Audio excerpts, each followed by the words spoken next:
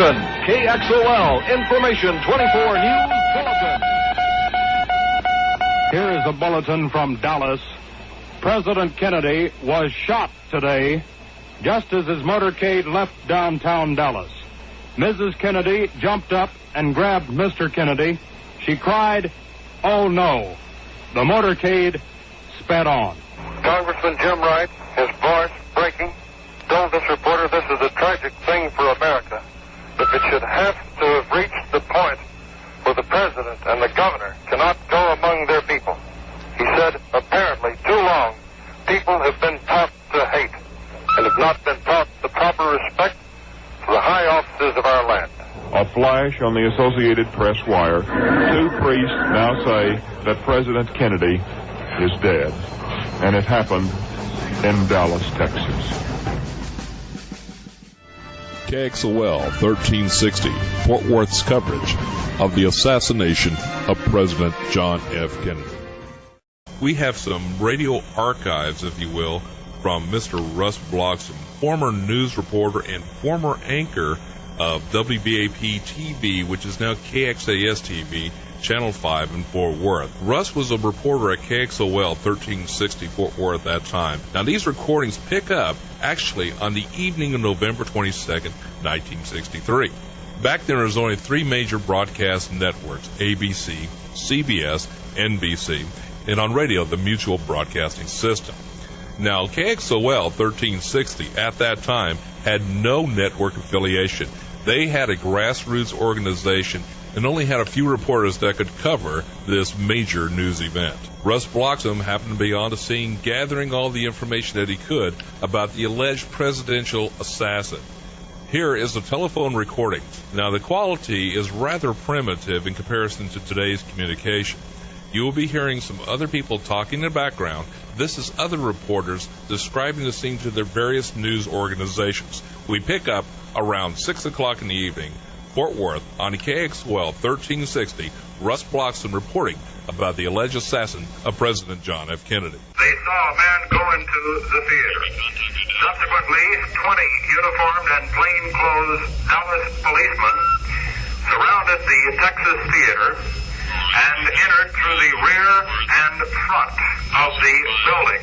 The house lights were turned on, and an usher, from the description provided by the officers, the man that they were seeking, pointed out the man they thought was him, who was sitting in the center section on the third row from the back of the theater.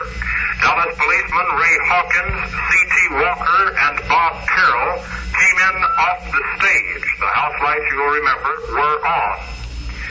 They approached the man, and the man was quoted by M.N. McDonald, another Dallas policeman, as saying, "This is it."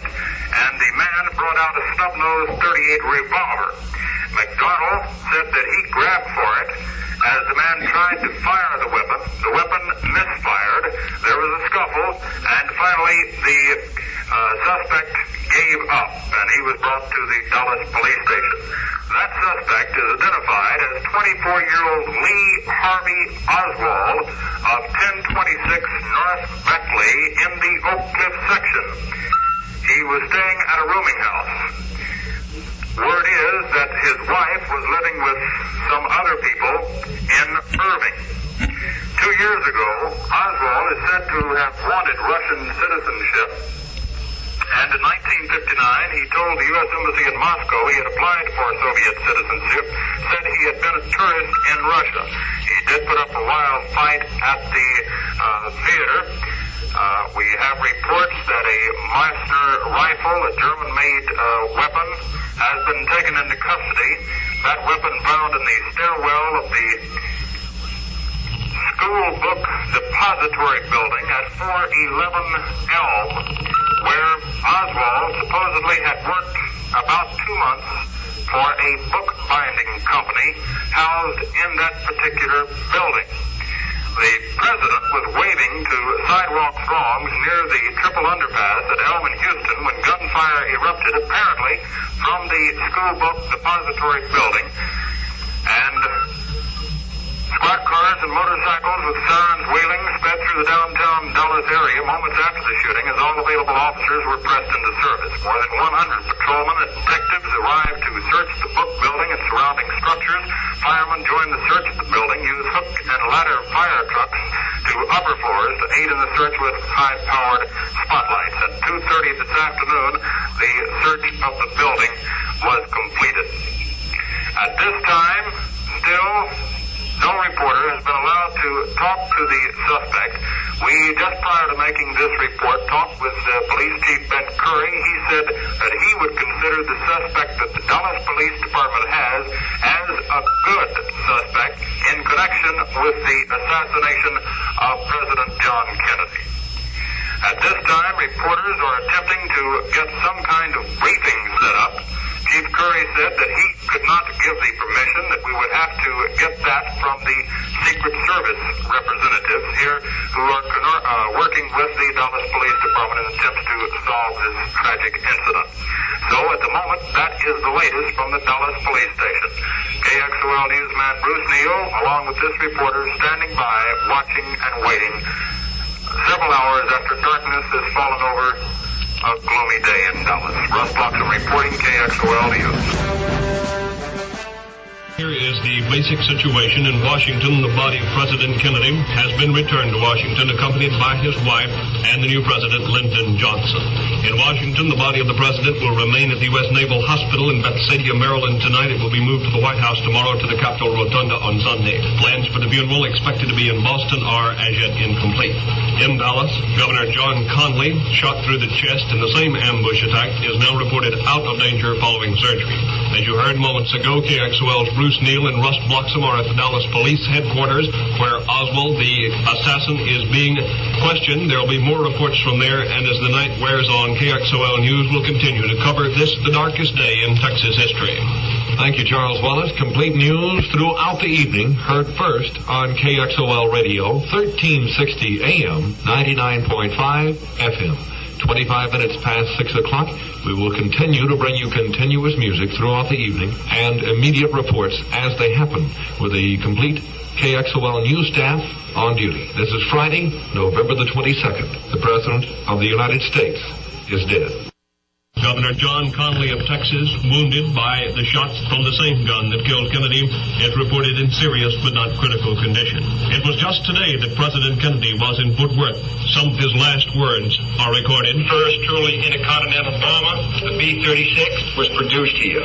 The B-58, which is the finest weapon system in the world today, which is demonstrated most recently in flying from Tokyo to London with an average speed of nearly 1,000 miles per hour, is a Fort Worth product. The Iroquois helicopter from Fort Worth is a mainstay in our fight against the guerrillas in South Vietnam. The transportation of crews between our missile sites is done in planes produced here in Fort Worth. So wherever the confrontation may occur, and in the last 3 years it's occurred at least 3 occasions, in Laos, in Berlin, and in Cuba, and it will again, wherever it occurs, the products of Fort Worth and the men of Fort Worth provide us with a sense of security. The late President Kennedy, in his speech in Fort Worth, a speech made only hours before he was killed in Dallas. President Kennedy, mortally wounded by an assassin, died at Parkland Hospital in Dallas, Texas. It was approximately 1 o'clock this afternoon. His death came approximately 30 minutes after 2 rifle bullets fired from ambush struck him in the head and neck as he drove through Dallas in his open-top limousine. 1 hour and 35 minutes after Kennedy's death, Vice President Lyndon Johnson had taken the oath to office as the 36th President of the United States aboard the plane on which he would accompany the late President's body back to Washington. He was to say in Washington later, "I'll do my best. That's all I can do. I ask yours and God's help." The President's wife was spared by the volley of shots that killed the President and wounded Governor John Conley of Texas, who had been seated beside him in the car. The Democratic governor's condition was described tonight as serious, but not critical, following an emergency operation this afternoon. A doctor estimated that Conley will be hospitalized for 10 to 14 days. He said that the governor had not been told of the president's immediate death.